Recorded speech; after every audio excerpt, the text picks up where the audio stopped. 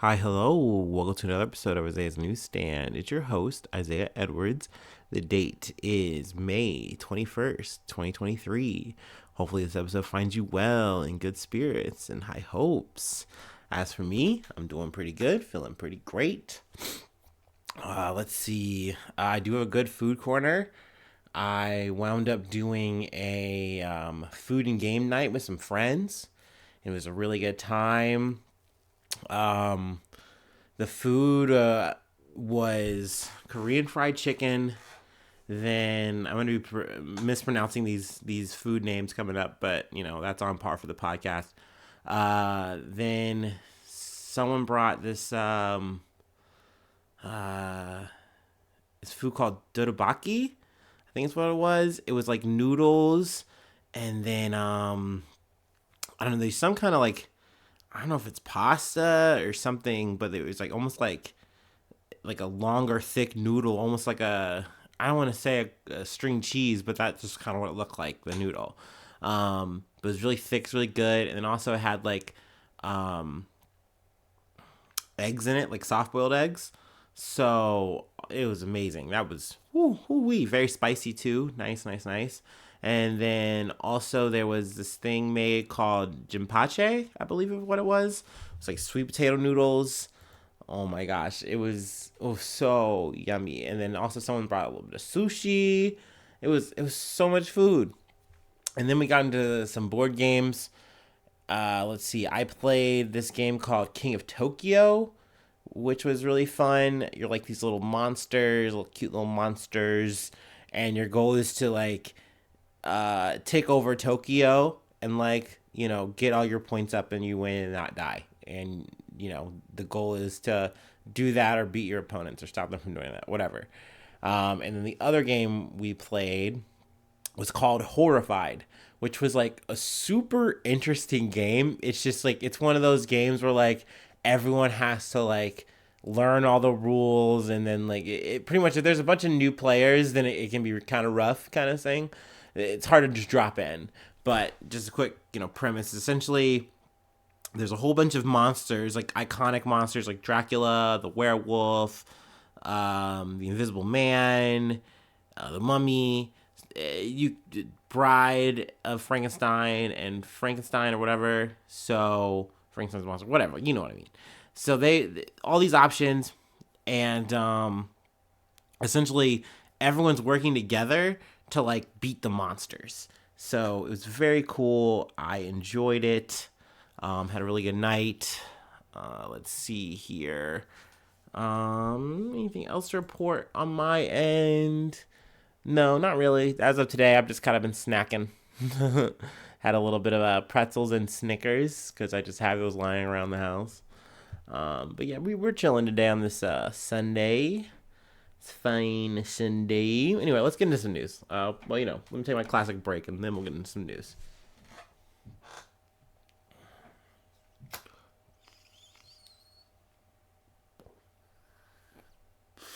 Oh yeah.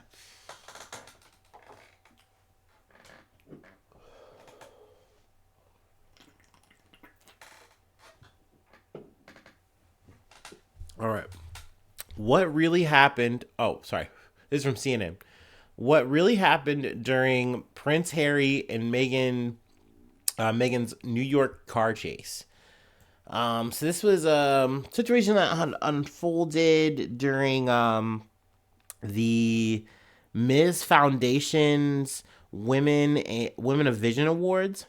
Meghan was receiving or receiving honored for her global advocacy to empower women and girls as their first appearance since Prince Harry returned from King Charles' coronation in London. And overall, it had seemed to be a pretty routine affair. But what wound up happening is what Meghan and Harry called a near catastrophic car chase, or at least their team, I should say. And I mean, naturally, when I initially heard the story, it did the thing in your brain, if you know anything, about the family, all the royals, all this shit, is it makes you think about the car crash that took place with Princess Diana and all the paparazzi. She was hounded, you know, pretty, mercilessly by them. And the driver was like trying to like get away, and I guess there was like this crash. So pretty obviously nasty scene. And it's like, oh wow, it looks like this is something that's more or less happening to them here. Now they kind of describe it like, oh, there were, paparazzi just like hounding them. They were being very aggressive. And it was like for more than 2 hours. And so this got a lot of headlines like, oh my gosh, like I can't believe this is happening to Prince Harry and his wife. Like that's crazy. It's also noted that like it got so bad that they had to like double back to the police station.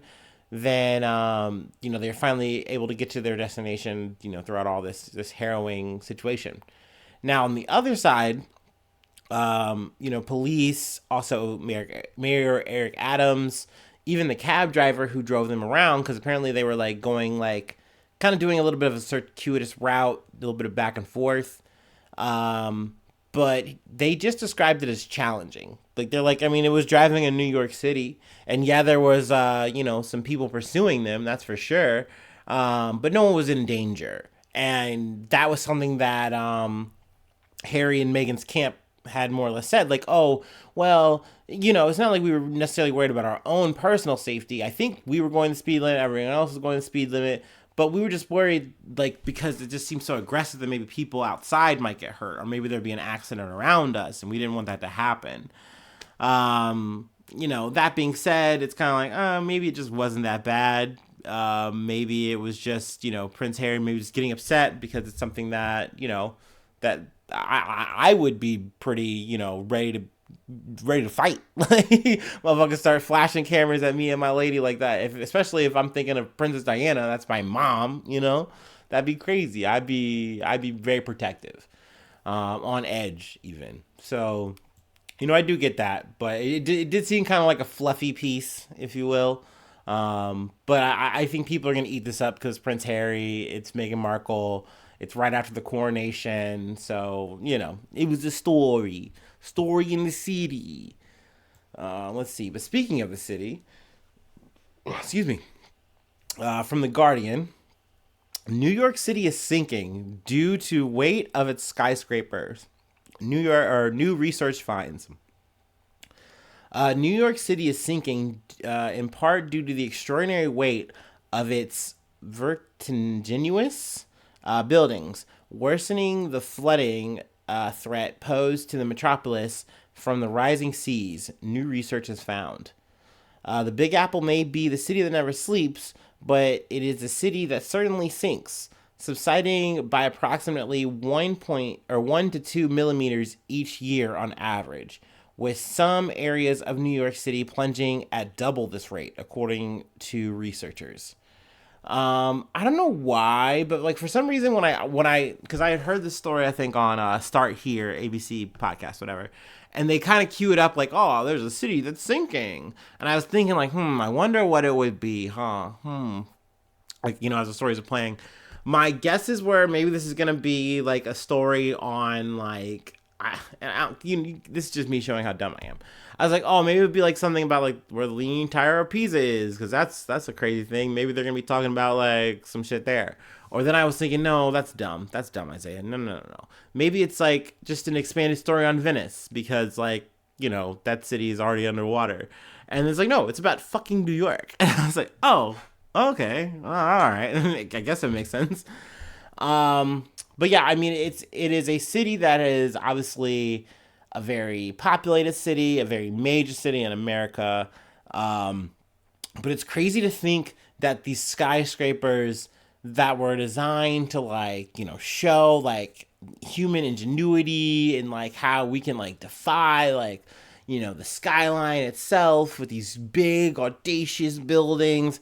They're so big. They're so just much that they are literally sinking the city. And I was like, oh shit, that's crazy. And there's also, other reasons, like they said, with the rising sea level. They mentioned something about like tectonic shifts and things like that. So, obviously, global warming's a thing at play here as well. And it's not like necessarily like a code red in the sense of like, oh, the city is like gonna just like crumble away out of nowhere. No.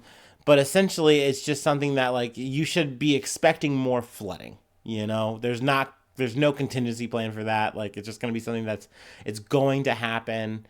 Um but it's crazy that, what is it? The water that flanks New York City has risen by about 9 inches or 22 centimeters since 1950. I was looking at a couple of pictures, and it's just like, I'm like, am I getting scammed here? Like, it almost looks like you're showing New York during a flood and then just not. And it's like, no, no, no, no. This is like like over time, New York used to look like this, and now it looks like this. And it's like, damn. But it also kind of like goes to that global warming joke that I've heard before. They're like, oh yeah, Ohio sucks right now, but like give it about 50, 60 years, it's going to be a resort destination. Meaning that like, I mean, a lot of the East and West Coast are just going to be eroded because this isn't a New York specific issue. It's just New York's a good highlight of the problem.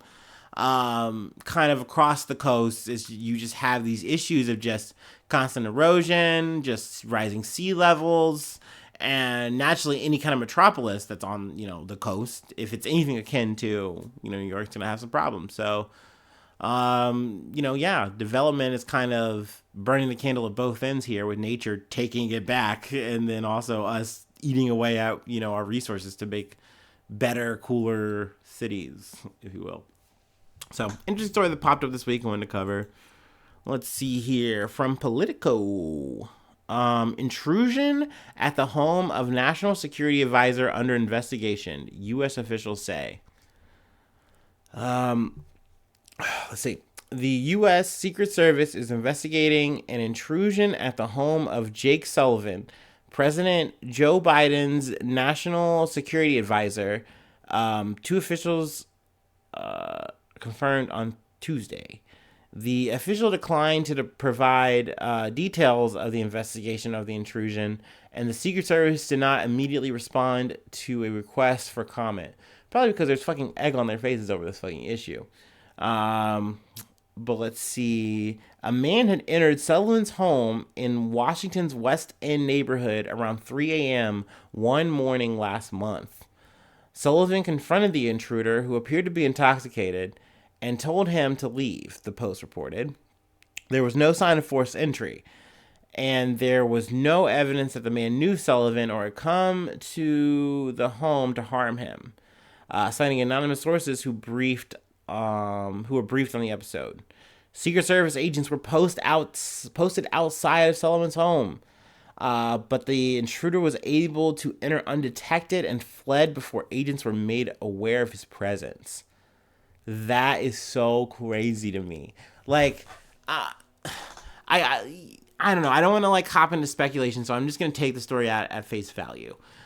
You're some drunk guy, and maybe I'm just thinking how you get here, right? Especially if they're saying there's no malicious intent here, right? That there was no harm done. He didn't mean to cause harm, right? What, you're in the neighborhood, you're drunk, and you go through the back door or some shit, and you're like, oh, this isn't my house? Huh, that's fucking odd. Huh, well, that's weird. And then you see the homeowner, and it's like, dude, what the fuck? Get the fuck out of here. And you just leave. That alone is just a crazy happening. But to be aware of the fact that, like, Secret Service agents are outside of the premises, and they're just not on it. Like, that's crazy.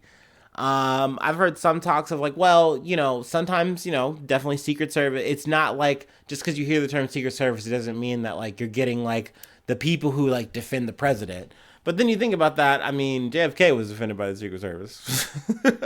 But yeah, like these are kind of just guys who are hanging out. It's supposed to be every ho-hum day. Yeah. But I don't care. Given the fact of like the times that we live in, we've had the David DePappy situation. We have situations of people going into people's offices with baseball bats and shit. I mean, like, motherfuckers should be on a hair trigger. You know, they should be ready. There should be some vigilance in this motherfucker. So there shouldn't just be some drunk guy just stumbling to Sullivan's home, being like, "What the fuck? What's going on, dog? You got any hot dogs?" Like, no, no. I'm not saying that's what happened, but that's so crazy to me. Because one, I would be freaking out if it happened to me, myself, and two, you know, obviously this is me being conspiratorial, but it's just so crazy to think like this guy just did this on an accidental lark or whatever. Like, huh?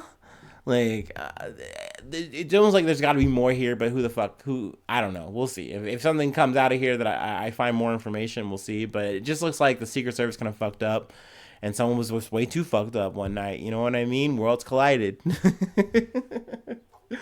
right, we got one more thing to talk about before we go. A little update. You know, I'm gonna take my classic break.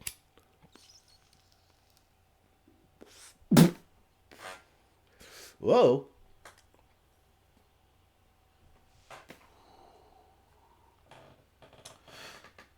Ooh. Got a little too frisky there, I guess.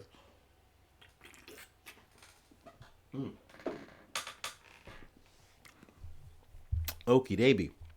From the Independent. 4 students stabbed to death, a weeks long manhunt, and still no motive. What we know about the Idaho murders. Now I gotta say, I picked this story because it does have a lot of density to it. If you'd like to, get reacquainted with the story, catch yourself up, maybe learn something new. But this is about the murder of the 4 college students from Moscow, Idaho. The alleged killer is Brian Kohberger.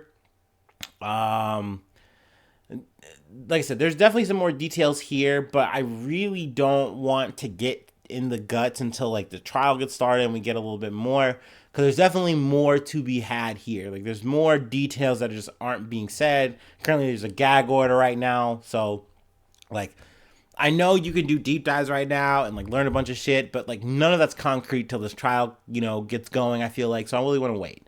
But that being said, in a bombshell move on Tuesday, May 15th, a long expected preliminary hearing was rerouted, whatever, when a grand jury secretly convened and indicted the suspect on 1 charge of burglary and 4 charges of murder. So I believe he's expected to plead on Monday. He's most likely going to plead not guilty, being that he is looking to defend himself in court.